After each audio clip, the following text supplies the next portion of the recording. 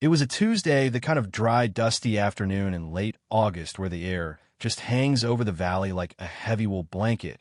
And I remember it specifically because I'd just gotten back from the county market with an empty truck and a pocket full of small bills from selling my heirloom tomatoes and fresh eggs. Scout, my old cattle dog, was the first one out of the cab, his paws hitting the gravel with that familiar crunch, but he didn't do his usual sprint toward the porch for a bowl of water. No, he just froze right there at the edge of the driveway, his hackles rising in a way I hadn't in Oppos. Seen since a mountain lion wandered down from the ridge 3 winters ago. I stood there, wiping the sweat from my forehead with a greasy bandana, and that's when the smell hit me. It wasn't the smell of a brush fire or a lightning strike. It was thick, oily, and smelled like a chemical plant had vomited all over my south pasture.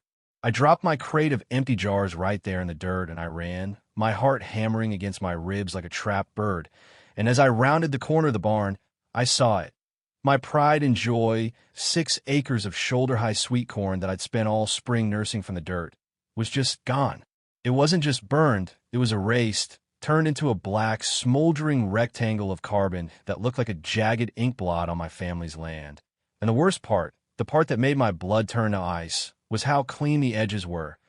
It was a perfect surgical burn that stopped exactly 1 inch before my property line met the manicured grass of the Oak Creek estates. You have to understand, this wasn't into Oppos, an accident, and I knew it before the smoke even cleared because for the last 18 months, the Oak Creek Homeowners Association had been treating me like a malignant tumor on the side of their pristine, gated paradise. I've lived on this land for 42 years. My father lived here before me, and his father before him, back when this whole valley was nothing but cattle and scrub oak, long before the developers showed up with their Tuscan-style villas and their beige-colored rules for how high your grass can be. The HOA president, a woman named Beatrice Vance who looked like she'd been carved out of expensive soap and dressed in Lululemon, had been sending me letters since the day they broke ground on their $1 million clubhouse, telling me mine, quote, agricultural activities, and quote, were an eyesore and that mine, quote, rustic, and quote, fencing didn't in Oppos, align with their vision of a modern luxury enclave.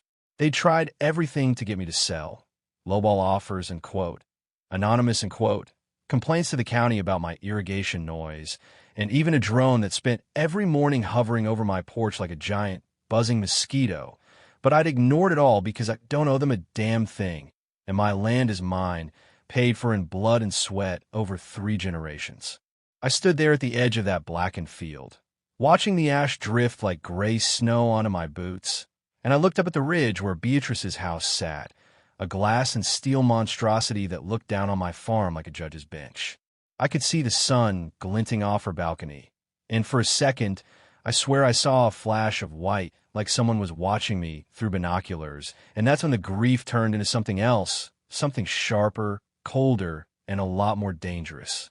Scout was whimpering at my feet, his nose covered in soot. I just knelt down, rubbed his ears, and whispered, and quote, they shoot in Oppos. Have done that, boy. They really shoot in Oppos. Have lit a fire they didn't in Oppos. Know how to put out. End quote. The fire marshal came out that evening, a guy I'd played high school football with named Miller, and he didn't even have to get out of his truck to see what was going on, but he walked the perimeter anyway, kicking at the charred stalks and sniffing the air with a grimace. He found the first canister about 20 feet in, tucked under a scorched sagebrush, a heavy, industrial-grade metal jug with the labels half melted off, but you could still see the logo for, end quote, Emerald Horizon Landscapes, end quote, which just happened to be the exclusive contractor for the Oak Creek HOA. Miller looked at me, his face tight with a mix of pity and frustration, and he said, end quote, Silas, I can file the report and I can tell the sheriff what we found, but Beatrice has half the county commission in her pocket. They'll call it controlled burn gone wrong, or they'll blame some in Oppos, trespassing teens and Oppos, and you'll be fighting them in court for 10 years while they pave over this field. End quote. I just nodded, taking a long pull from a lukewarm bottle of water, and I told him, and, quote, Don and Oppos, you worry about the courts, Miller. I've got a much older set of laws on my side, end quote. That night, I didn't in Oppos, sleep. I sat in my grandfather in Oppos, this old leather armchair with a stack of yellow deeds and maps spread out across the coffee table, a glass of cheap bourbon, sweating on a coaster beside me. Most people in a new development think I'm just some stubborn old man with a tractor, but they dawn into oppos. T realized that when my grandfather Elias settled this valley in the 50s, he didn't into oppos. T just by the land, he built the infrastructure that made the land worth having. Back in oppos, 54, after a flood nearly wiped out the local township, the county couldn't into oppos. T afford a proper water management system. So Elias spent his own money to build a concrete gravity dam up in the northern canyon to regulate the creek that fed the whole basin. Because he paid for it, the county granted him and his heirs the permanent title of, in quote, water warden, end quote, a legal position that came with a deed so ironclad it would make a Supreme Court justice weep. And Section 4C of that deed was the one I'd highlighted in red ink years ago. It stated that the warden had the absolute, unilateral authority to conduct a, end quote, high-volume sediment purge, end quote, during periods of ecological stress or drought to ensure the structural integrity of the downstream basin. And considering we had an oppos, seen a drop of rain in 6 weeks, the basin was definitely stressed. The next morning, I saw the HOA workers out in the field, or what was left of it. They were actually spraying green dye on the blackened earth, trying to make it look like grass for a, end quote, community gala, end quote. They were hosting that Saturday to celebrate the opening of their new Olympic-sized infinity pool.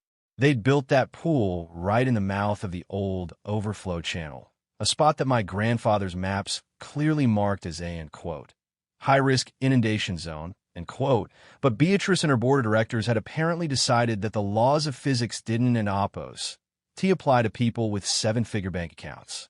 They'd paved over the natural drainage, installed a glass-walled clubhouse, and even put in a sunken fire pit area that sat about 3 feet below the water table, all while ignoring the certified letters I'd sent them a year ago warning them about the watershed.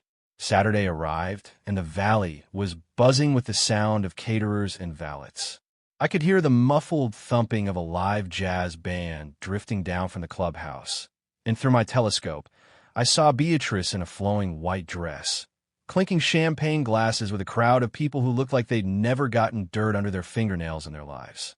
They were laughing and dancing on the edge of the creek, right next to the pool that was shimmering like a blue diamond in the sun, and I felt a twinge of something.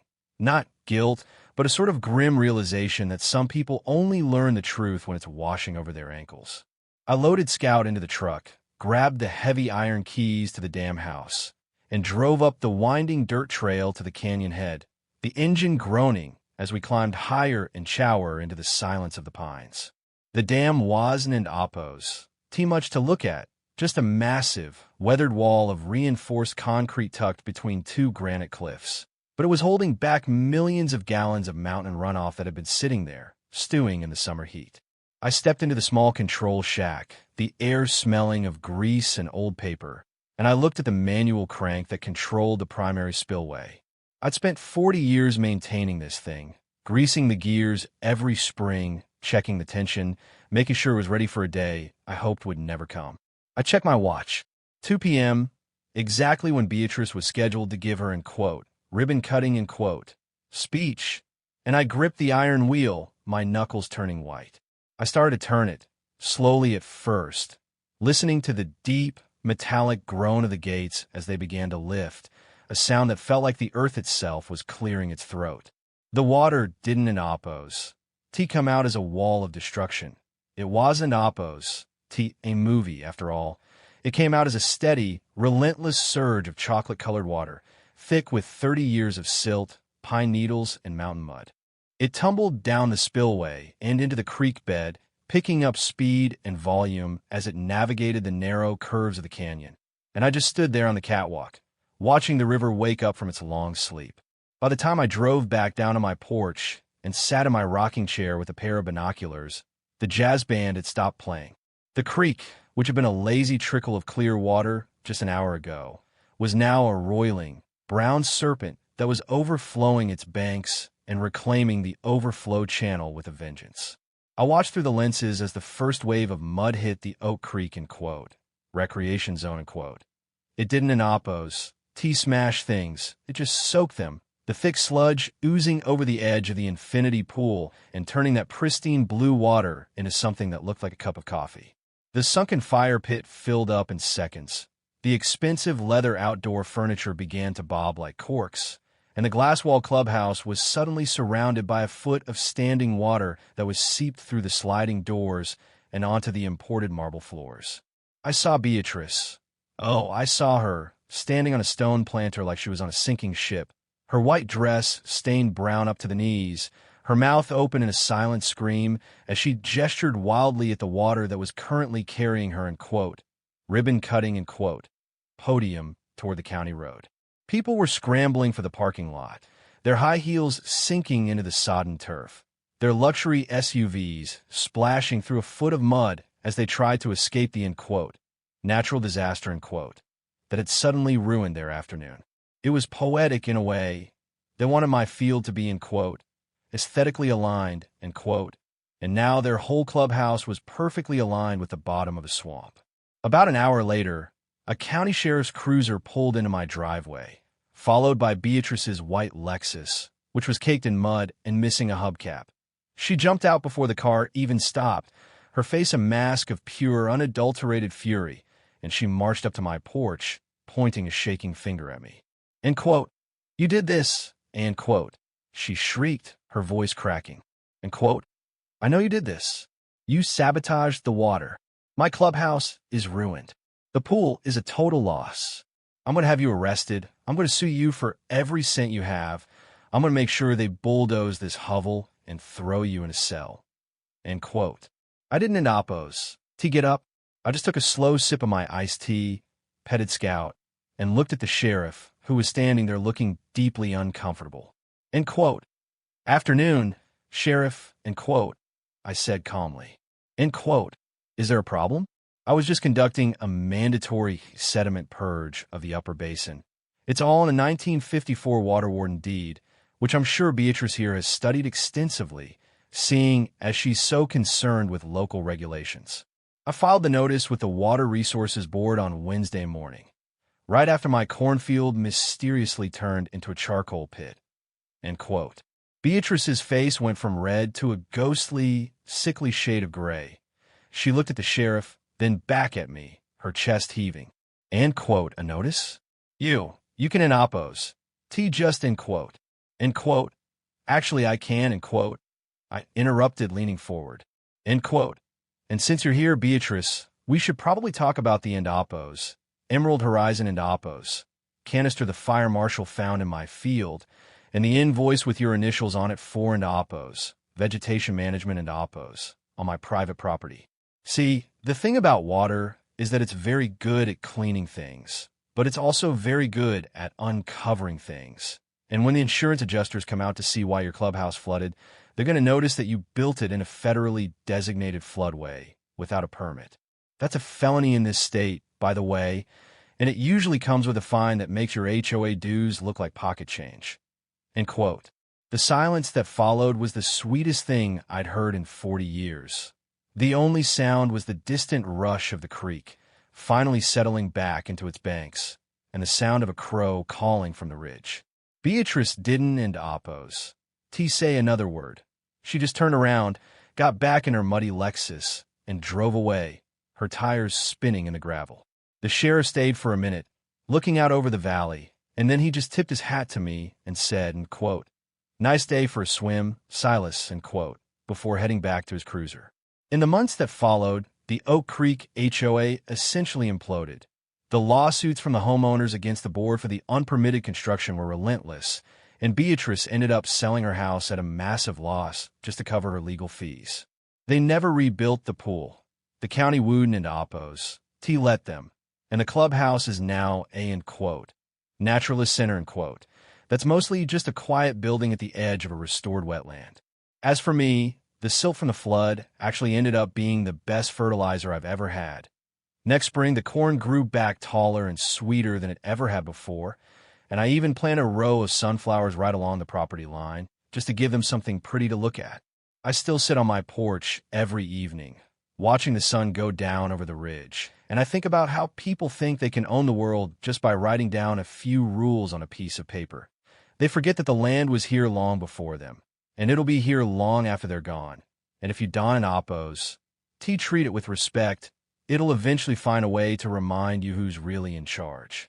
But I'm curious, if you were in my shoes and someone burned your family's legacy just to improve their, view, would you have waited for the law to catch up, or would you have opened the gates yourself?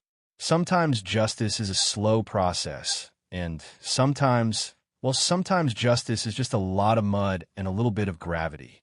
What do you think? Did I go too far, or did I just give the valley exactly what it needed?